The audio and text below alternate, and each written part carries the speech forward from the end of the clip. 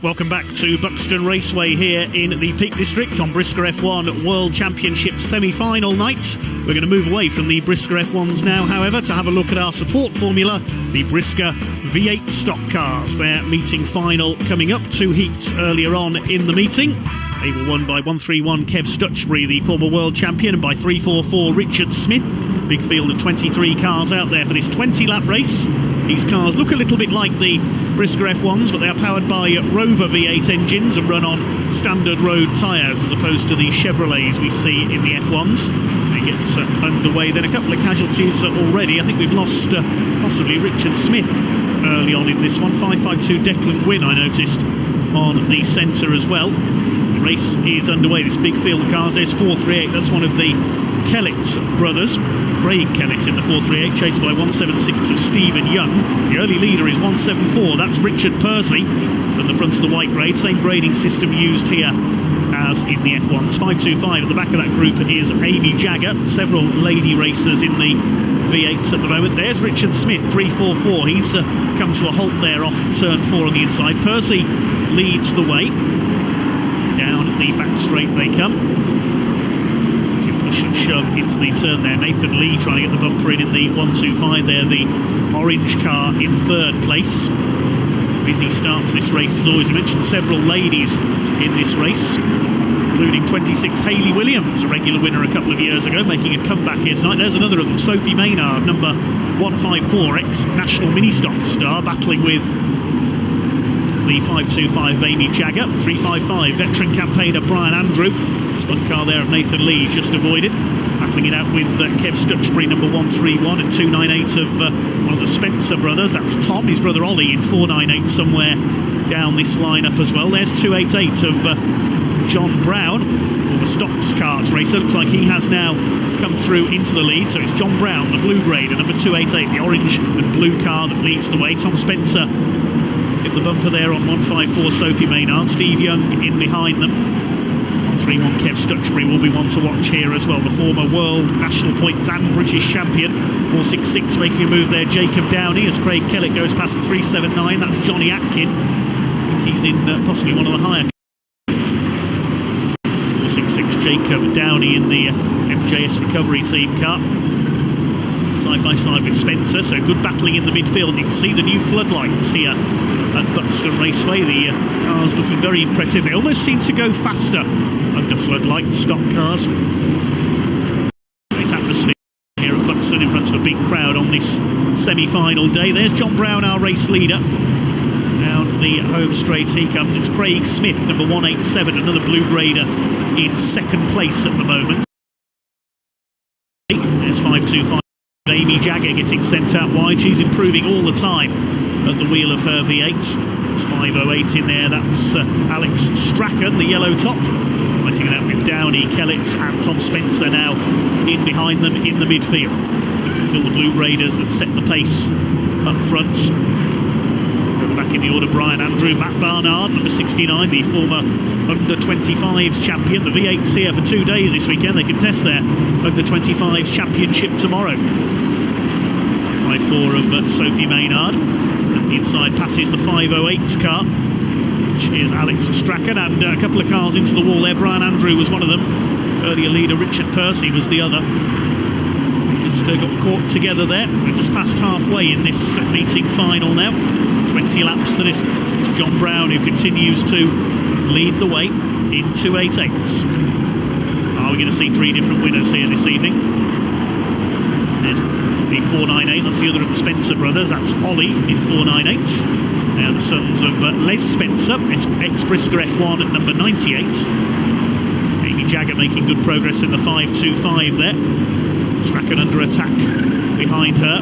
There's 77, that's Rudy Colino in the number 77 there. An exotic name. Had a few goes in brisca F1 in the past as well.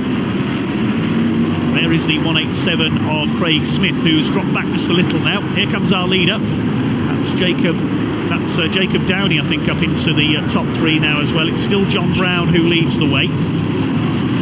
There is Downey. In fact, sorry, a little further back than I thought. Sorry, he's behind Grant Leather there in 146, the blue top.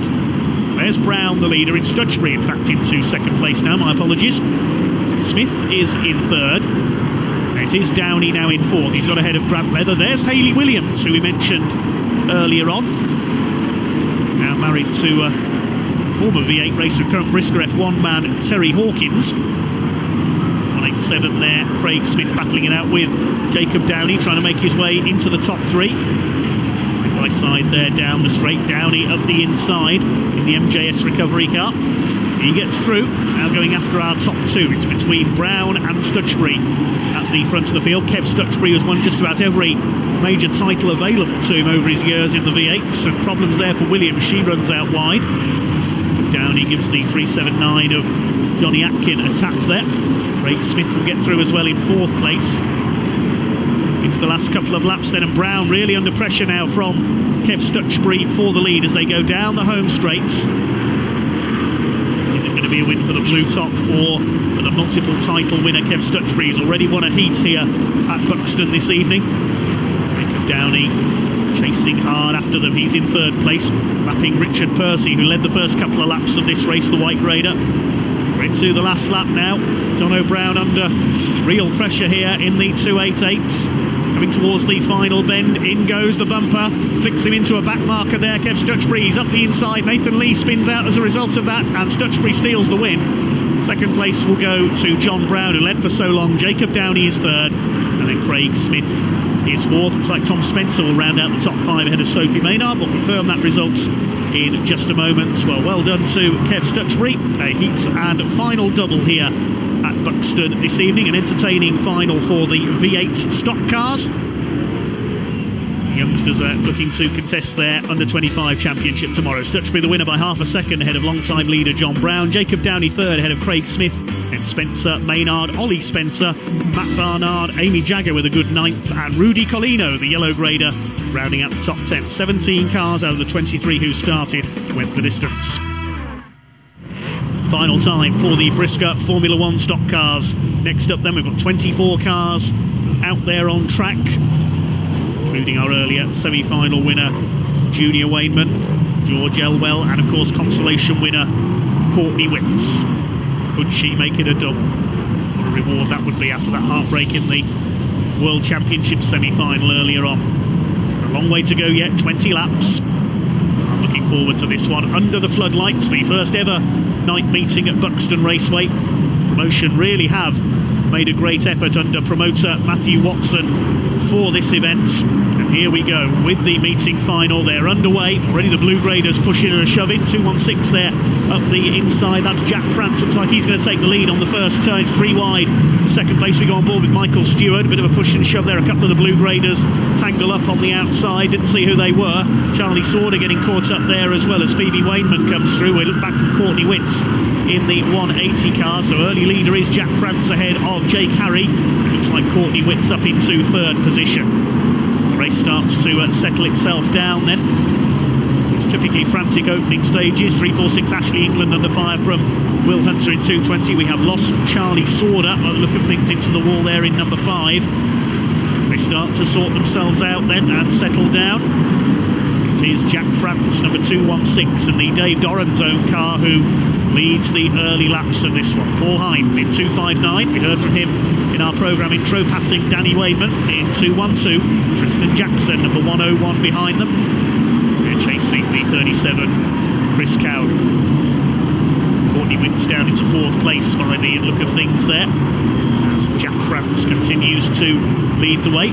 Primarily a shale racer in the early years of his career, now finding his feet very much so on the tarmac. And there's a spinner, Adam Bamford in the 43, and he's just avoided by Michael Stewart. Now gets stuck behind a slower blue grade car, puts the bumper in and gets through, but at the loss of a few places.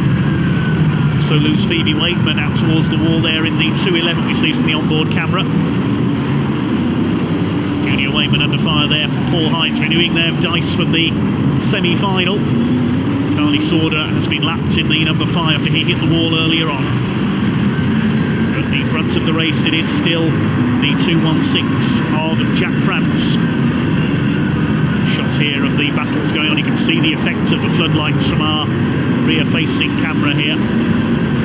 Great scrap going on. Here are the leaders. Courtney Wintz now into second place. Jack France trying to lap 3:35 of Mark Woodhull in the Ben Herdman car. Courtney Wintz wants the lead. She's had one win tonight. She wants another. Third place is Ben Riley, number 422. He's a wet weather specialist, as we mentioned earlier. And Courtney Wintz gets the bumper in. Sparks flying there from the 216 car. And Wintz into the lead. Courtney Wintz takes the lead from Jack France. Now, can she hang on in front for what will be her first ever final win? She's pulling away already from Jack France. We're up to half distance, so plenty of time for the big guns from the Superstars and Redgrave to make their move. Craig Finnegan is well up in the 55. He could be in with a chance here. Michael Stewart on the attack on the back of the 101 of Tristan Action Jackson. He's qualified for the World Final this year. Bit of a lock up there from the 101. Turn they come side by side. Good to have Michael Stewart back racing. We haven't seen him this year. Raced here by Bradley Harrison, number 25, a world finalist, qualified earlier tonight along with his dad Paul. Race has settled down in its middle stages. I'm sure it will liven up again later on. There's Adam Bamford. We saw him spin earlier on. There is your leader, Courtney Wintz, still in front ahead of France. To third, looks like it's George Elwell, winner of Heat 1, then Ben Riley, Craig Finnegan and Paul Harrison. Too many hard hits so far. Maybe they're just saving themselves for the last few laps. Further back there's Bobby Griffin, Mark Woodhull and Mickey Randall in 172. Junior Wademan running quite a way down the order. I don't know whether he's got a problem. He seems a bit off the pace in this one. Craig Finnegan there, the brake discs, you notice glowing red hot inside the wheels of his car. And into the wall there. Who's that? That's taken a wallop straight in. That's 216. Jack France, the early leader, courtesy of one of the blue tops. That was Ben Riley. Paul Harrison fighting away with Craig Finnegan, the strongest we've seen Paul run for some time, the 2011 world champion. Looking back from Junior Wademan, he and Paul Hines still well back in the pack at the moment. Again, Hines' brake disc, you can see glowing red hot there. Spectacular element of this night racing here at Buxton. Bobby Griffin in 166 as well, showing how hard these cars are working. Whoops, off goes Jack France through the water splash on the centre. He's out of the race. Will Hunter's brakes glowing as well, but still your leader is Courtney Wintz. Now, there hasn't been a female final winner in brisca F1 since the mid-1990s when Lisa Harter, later married to Andy Smith, won a final at Coventry. 24 years ago, to be precise. Could Courtney do it here? Paul Hines running wide there in 259. All the action's in the midfield, but Courtney Wintz is still out in front in the 180 car. There have only been 3 female final winners in brisca F1 history, and Wintz is well clear of George Elwell here. Paul Harrison attacking him. So while they battle, Courtney Wintz able to pull away. She's coming round to start her final lap this time. The only female final winners in brisca F1 in the past, Lisa Harter, Jane Bean and Tanya Crouch back in the 50s. Is Courtney going to join a very small yet illustrious list? Paul Harrison up into second place, but he's not going to catch 118. Courtney Wintz. For the first time in 24 years in brisca F1, we're going to have a female final winner, and it's Courtney Wintz in 180. She's done it. Paul Harrison second, Elwell third, Craig Finnegan fourth. Bit of wheel bashing over the line there. Ben Riley nearly loses it. But Courtney Wintz has done it. Her second win of the evening. The first female final winner in brisca F1 for 24 years. Just 11 finals in brisca F1 history have been won by female drivers. Jane Bean won 6, Tanya Crouch and Lisa Harter 2 each, and now Courtney Wintz joins the list ahead of Paul Harrison by nearly 2 seconds. George Elwell third, then Finnegan, Griffin and Ben Riley. A bit of wheel banging didn't delay Ben Riley too much. Then Mickey Randall, Chris Cowley, and off-form Junior Wademan, and Ashley England rounding out the top 10. Well, here we are, final winner, 180, Courtney Wintz. Yeah, that feels even better than the consolation did. I mean, I think I was still a bit sour after the consolation. It had literally been like a few minutes or whatever, and I'd not even had a chance to like recoup myself. Come on, Courtney! For that one, like, obviously I was able to like get back in the zone, I guess, and like, but I was able to like transfer some of the like anger, I guess, and drive like that. But I really enjoyed that race, and it felt good to not win a race straight from the front. Like, I did actually have to, like, you know, move traffic, get people out the way, and and past back markers, etc. And it just felt good to actually feel like I wasn't just leading from start to finish like I did in the consolation. It was nice to have a bit of a stock car race, and that's what it's all about. And of course, this is the first time we've had a final under the lights here as well. It's a different experience. Yeah, definitely. It's so weird, like Buxton in the dark, but to be honest, they've done such an amazing job. Literally, the track is like, it's amazing. Like, you can still see everything. You can still see where you're going. I mean, Matt Watson and the team have done such a good job, and like, he's one of the best promoters there is. He looks after everyone. I mean, he's throwing a big party tonight, which I'm sure I might have to attend for a few. But yeah, all the hard work's paid off, and the track's great. And it's good to see you smiling again, and now you've got a Grand National to go for.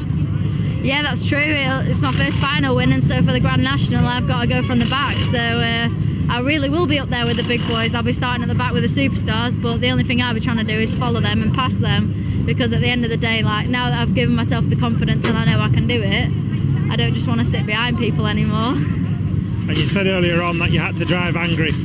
Stay angry.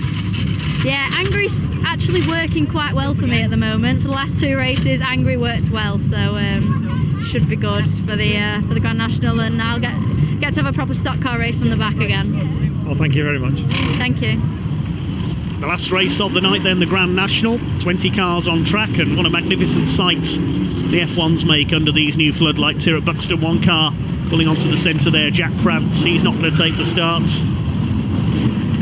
This is going to be a cracker to round off the evening.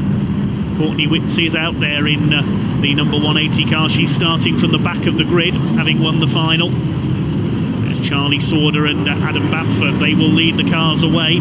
Here we go then.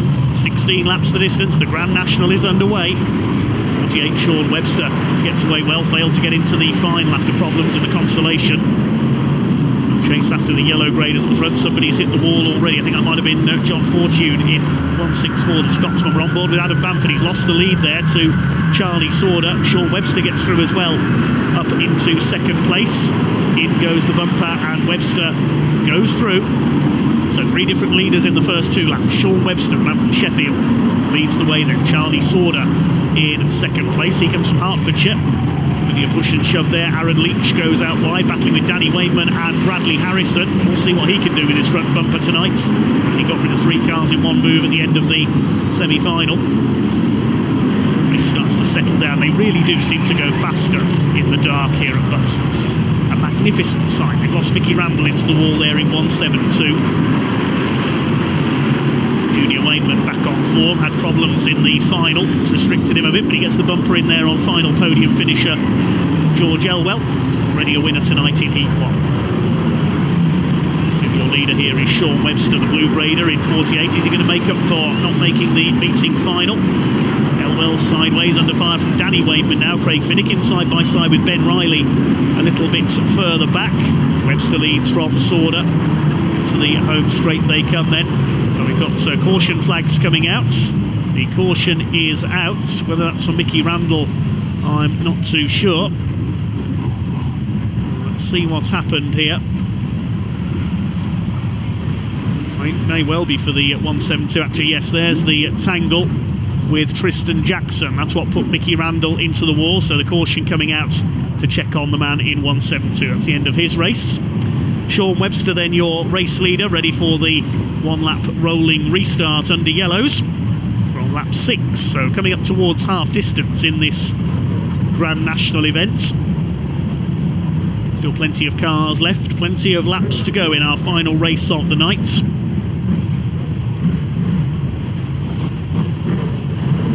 So very slow, very steady rolling restart here. Is Sean Webster trying to do a Sebastian Vettel impersonation, perhaps? He's almost come to a dead stop in the middle of the straight there. He's trying to catch everybody else out, perhaps. This is a very, very slow restart. And that's, I think, is causing a bit of confusion and consternation in the pack. Yes, a few drivers ready to go racing. And yes, Adam Bamford's been pushed out wide there, Bobby Griffin as well. Well, Webster's still got the lead, so it's worked in his favour, but that was a bizarre restart there. He was too slow with the rolling lap there, I think. We've got a few cars have been pushed out of order, and we've got a tangle there. Oh, that's Courtney Witt, and Courtney Witt's up onto the grass on the infield. She's tangled with, would you believe, Aaron Leach, the man who beat her to the last place in the world final. So that's those two out of the race. More contacts there going into the turn. He pushed out wide George Elwell. Courtney Witt's up on the bank there on the infield, stuck there. The car is beached. That's the end of her hopes of another win. The caution comes out again as a result of that. So the race stopped once more. The eventful Grand National we're having here, certainly to say the least. Sean Webster still leading it after that very confusing restart. Excuse me, you can't park there, says the marshal to Courtney Witts. There's a car coming in from the outside, Aaron Leach and John Fortune, and Courtney's got sent up onto the infield as a result. There's too many cars in too small a space. We see it's in the background here. There's Courtney climbing the infield. Aaron Leach and John Fortune were the other two cars involved. So getting ready for a restart then. Ashley England is now second ahead of Charlie Sauder. Now, is Sean Webster going to do the same thing here, I wonder? Is he going to crawl round as slowly as possible and do a Sebastian Vettel-style restart? And he's very slow once again down the back straights. You do have to keep a consistent speed on a rolling restart. The yellow flag's still out at the moment. This time Webster goes, and I think he's gone too early there because the yellow was still out there, we saw from the start, Marshall. I think the steward of the meeting is going to be looking at that because you have to keep a consistent pace and you don't go until the green flag is shown. So the steward may want to check that after this race because Webster's got the lead still ahead of Ashley England. Bobby Griffin we're on board with.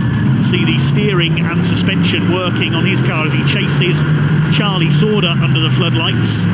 It's the bumper in there, sends him wide up the inside, showing how hard these cars work. The Brisca F1s. Junior Wainman is now catching our race leaders. Also in there is Danny Wainman. It's Sean Webster who leads. Junior Wainman to the inside on Ashley England. He's going to take second place. There's somebody pulling off to the infield there. I think that's Will Hunter, 220. Webster still leads after those couple of controversial restarts. Danny Wainman gets past Charlie Sauder.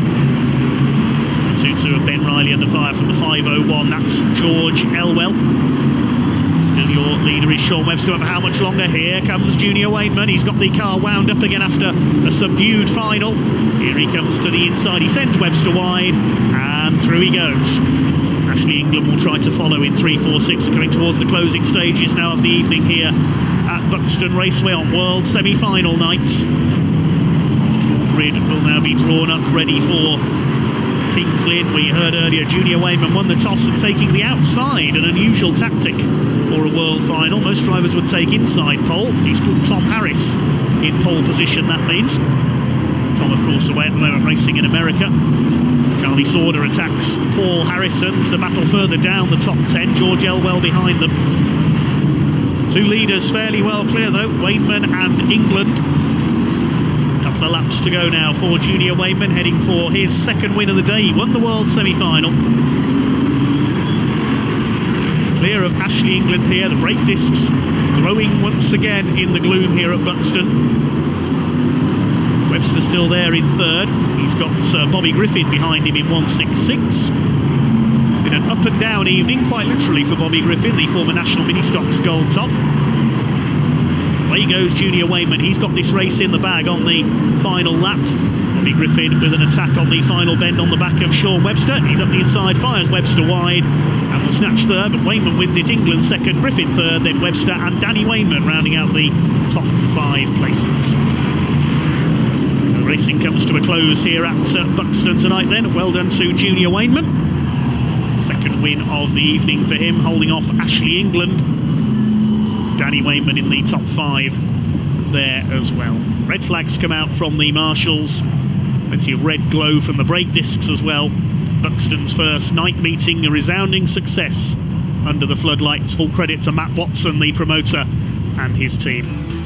The results confirmed then, and notice that Sean Webster was docked 2 places for his restart issues there, so he drops to 6. Wayman the winner ahead of England, Griffin, Danny Wayman and Paul Harrison. Webster dropped to 6, then Elwell, Sauder, Riley and Jackson rounding out the top 10. 5 on 5, Frankie Wayman Jr. Grand National winner now as well. Good day at the office. Yeah, it was good. Yeah, enjoying the track in the dark. We missed the setup in the final completely. Just didn't get anywhere in the final. Obviously, we put a clutch into it after the semi. We just never had time to mess with it for the final. But I got a low place. But nationally, the car was buzzing. It was on form again, so it was good. But yeah. It certainly looks spectacular under the lights as well. Yeah, first night-time meeting. But obviously, you know, a lot of the drivers need to make a bit more effort and race. I think, you know, I'm going to come out and say it, I don't care who they are. You know what I mean? The job needs a bit of a lift, and it needs some drivers to get on board and get the job going. And, you know, putting your toys away after the race and going home is not the answer. I'm sorry, but it's not. You're here to put a show on. Yeah, that's right. It's for the crowd as well. It's nice Definitely. to see full grids, but, you know, some drivers have the reasons, I suppose. Yeah, I'm not disputing that, but you know what I mean? The job does need a lift. We need to get these cars sorted and competitive and get everything going for the crowd to want to watch it. You know what I mean? I don't know. I'm trying my best, but you know, you're not getting a lot of help off people. But and in the race, you had a couple of restarts to contend with. I think you got caught out on one of them. No, I didn't get caught out, but you know, stock car race, we don't do clutch starts.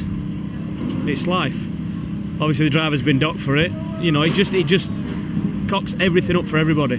We're doing a nice rolling start at rolling speed. That's what these cars do. You don't do clutch starts. You know, it's I don't know what the word is, but it's not nice for the rest of the drivers, because you get all them backed up, they're all stopped. That's when somebody's going to get hurt. You know what I mean? It's not what you do. It's unsportsmanlike. And now you can put the cars away all in one piece. Concentrate on the next meeting. So yeah, Carl got a lot of damage in the semi. Obviously, we've got Venray coming up now. Mine was back on form, and it was good, so I was pleased with that. Little Frankie's, I think he's got his brakes about, so he had a bit of damage in semi as well. But yeah, we've only got a few days, and then we're off over to Venray. There's a lot of English cars going over. It's going to be a big meeting over there. I think there's 28 or 30 English cars going over. That, you know, that's massive. So yeah, looking forward to it. Well, best of luck in Venray. Bring the gold stripes home. Yeah, we'll try. You know, we've done it plenty of times. You know, there's a good few lads up there now. I was glad the weather held out. It's just spotting a little bit now, but when I turned up this morning, it was absolutely leathering it down. And everybody said to me, "Oh, you want it wet? You want it?" I said, "No, I don't. It's not what the crowd of drivers. It's not going to be a good race in the wet. Yeah, I'd love it wet. You know what I mean? But I can win it in the dry as well. It doesn't matter to me. But for the meeting and for the spectators and for the effort that Matt Watson's put in here, you can see the effort he's putting in. You know what I mean? These tracks don't run on thin air. You know what I mean? He's not a millionaire. He's just trying to make a do, and you know, he's put a lot of time and effort in to get this night meeting. And I think it's going to go places. This place is, you know, the track and everything about it. When he did the alterations to the inside, it just made the racing so much better. And now obviously we can race here on the night as well. You know, he's going everything in the right direction. Yep. And on that note, we'll say good night. Thank you. Well, the world final grid is now confirmed then, with Tom Harris, the British champion, on pole alongside Junior Wayman, Paul Hines and Lee Fairhurst on the second row, and the overseas entrants will fill the grid further down. Plenty of big names in there already for Kings Lynn in September. That concludes the action from here at Buxton Raceway on World Championship semi-final day. Thank you very much indeed for watching. Next up, we're in action on the Shale at Bellevue in Manchester. But for now, thanks again for watching, and goodbye.